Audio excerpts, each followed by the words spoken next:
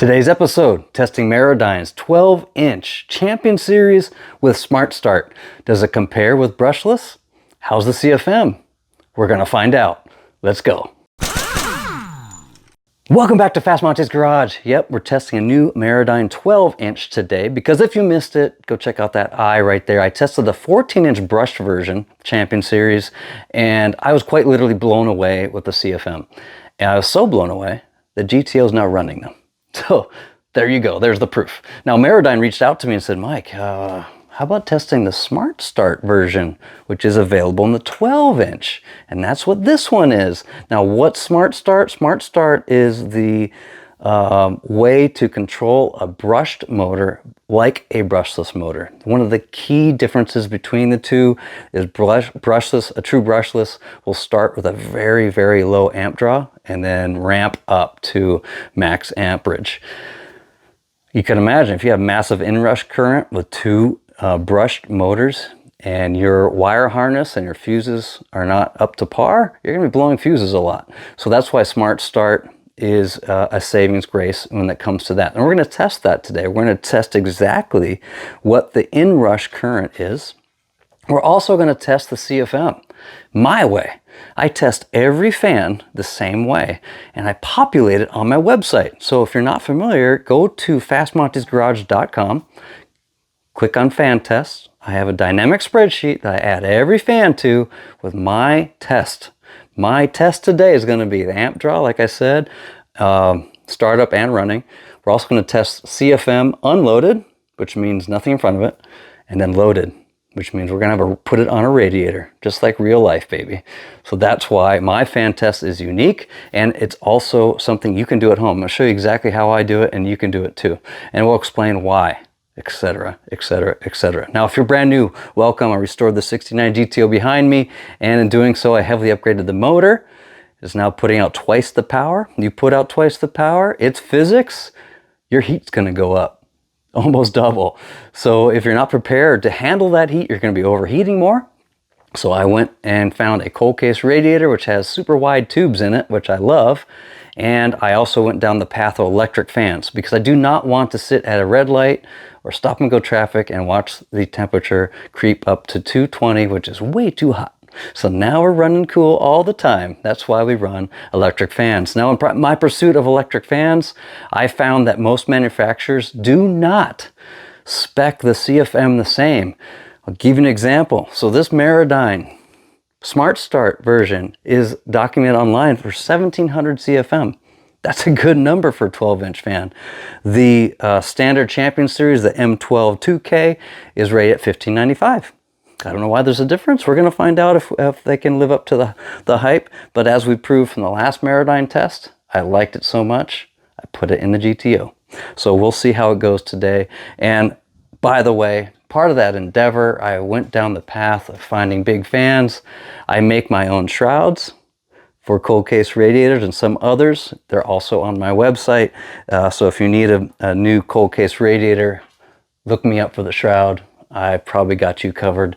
And this Maradyne 12-inch fits all of my shrouds that have 12-inch fans. So there's another bonus. But before we get going, if I've ever helped you out, please consider subscribing at a minimum or getting a hat, shirt.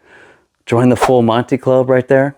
All proceeds go to help the channel, me buy more test parts, me upgrading the GTO, making mistakes. You guys learn faster, so why not subscribe? Subscribing is actually free. So with all that said, let's jump to the test bench and show you exactly how to measure CFM, and we'll go from there. Welcome to the test bench, boys and girls. We have our 12-inch mounted to my universal shroud that I use for testing. This shroud also matches the radiator we're going to test with, so that's why I built it. Every test is the same. We have an anemometer, measures wind velocity, and we have a power supply. Power supply is set up for 13.8 volts.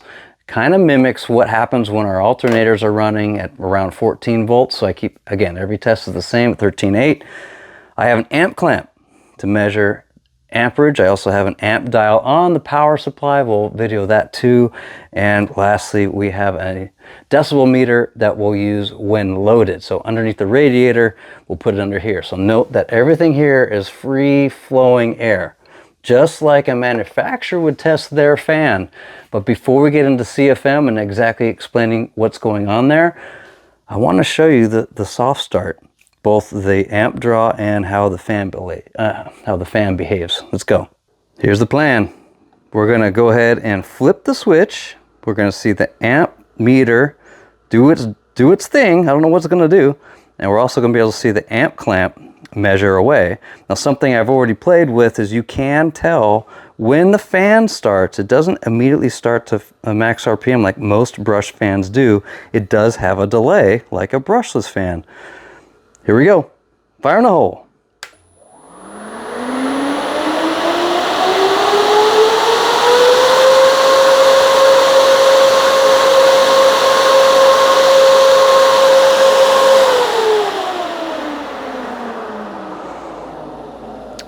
Yeah, pretty cool. It didn't spike like 40 amps like most brush fans. It did spike a little bit, but it did not reach the max amperage, which is actually tolerable, right? Hey, that was pretty neat. It actually spiked like 7 or 8 amps. I had to review the video a couple times, but you can do the same. That's way better than spiking 30, 40 amps. So, hey, props, Maradyne. That's actually kind of a neat feature. Now, if you're wondering, a true brushless fan, it'll be 1 or 2 amps. So it's not quite brushless, but it's way better than getting that massive spike. Now let's get into CFM, shall we? Now, you've probably seen this online where someone will take their anemometer and just go around the fan blades like this. Yeah, that's not the right way to do it, boys and girls. There's way too much turbulence coming off the fan blades, coming off of these spars that are on the housing itself. And those eddies will create a faster current in those spots and give you false results.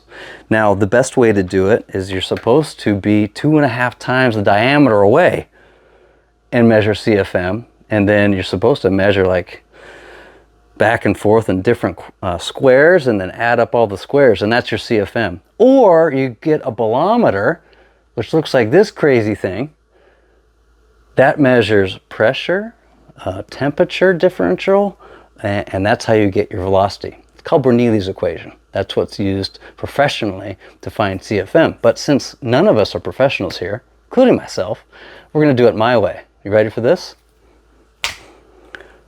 Cone! Yeah, I do this with all the fans. It's not taped down yet. It's just by the power of AI. No, I'm just kidding. No AI, but the power of video. Just put the cone on there. Now the cone I use is the same for 12-inch fans. This is 18-inch height. It's 12 inches at the top. It's about 15 inches at the bottom. But the fact that we're using 12 inches at the top makes it very easy to do math. It cuts down on the turbulence. So then when I do the CFM reading, there's no turbulence up there.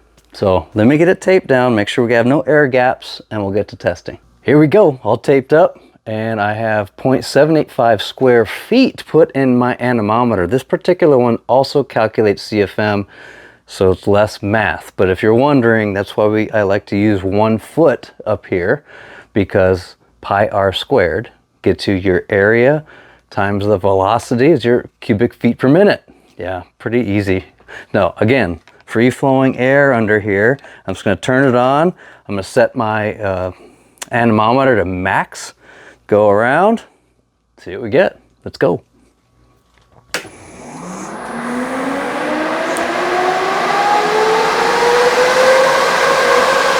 Took like, what, 5 seconds to ramp up?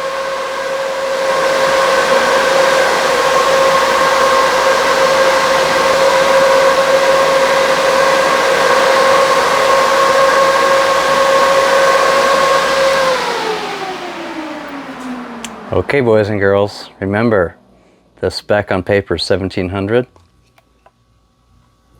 1787. That popped. I don't know if it popped an anomaly or what, but I'm going to do it 6 more times, 7 more times, I don't know, and then average it out, just to be fair. Now, when I come back, we're going to get our radiator put back on here. Okay, boys and girls, this is my brand new radiator from Cold Case. This is a Crossflow GMA 42 for GMA bodies, painted black. They call it Night Rider. So if you have any Cold Case radiator that has a Night Rider option, it comes like this.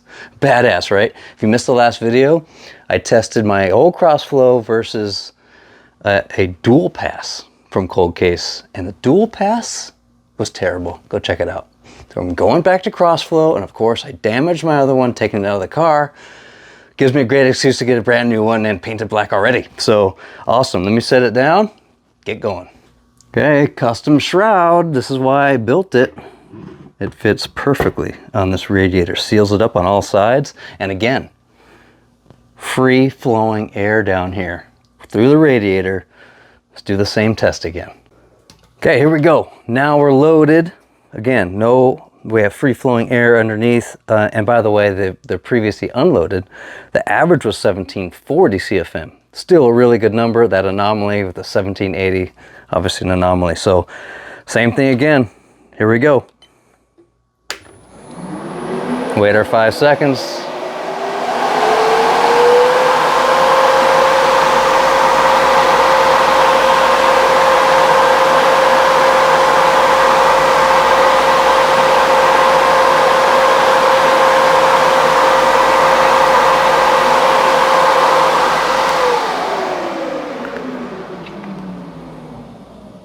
$12.98. That doesn't sound too shabby. I have to go check the chart. I'm actually going to go again, run this 5 more times, do the average, populate the chart, and summarize it when I get back. The numbers are in, boys and girls. I tested each one 6 times, and I told you the unloaded was 1740. Loaded, average, 1284. Rounded down to 1280. I put it on the chart. There's the chart right there. And as you can tell, the 12-inch battle is now being won by Maradyne. We kind of suspected that from testing the 14, but thank you, Maradyne, for bringing this to our attention, because I do love the fact that it's a lower amp draw. It's not a brushless motor, keep in mind, but it is less amp draw than the max amperage of the fan. So you're all good. It's like 7 or 8 amps for max draw. Max amp draw. The amp draw when loaded is 14.2, which makes sense. It's higher than unloaded. And the decibel reading was 89.3. Again, everything's on that chart. I added another column on that chart on the far right, which I think is over this way. I can't remember. I added a column that says, is it compatible with the current standard shroud? Yes or no? And then some of the fans I said you are available upon request, like the Spall 14-inch brushless is a monster. I have done a couple designs already, so if you really, really want to go crazy with a brushless fan, let me know. And so if you go to my website and hit search and put a Cold Case part number in there, or any actually radiator part number to see if I have made it, use the search at the top of the website. If it's not there and you want me to look at the design, shoot me an email, fastmontiesgarage@gmail.com, and we'll see what we can do. And by the way, if you got other fans that you want me to test or look at, drop a comment below. I'll add it to the list. I got a couple more on the same chart at the very bottom. I have my list of future fan tests. So those are on the list. And yes, I haven't forgotten about controllers. And this radiator, by the way, is going in the car. We have to convert it to AN lines. So if you haven't seen that before, I'm going to do that next video as well. All kinds of things going on. So thanks for hanging out. Until next time, building fast, driving faster. See ya. Boom.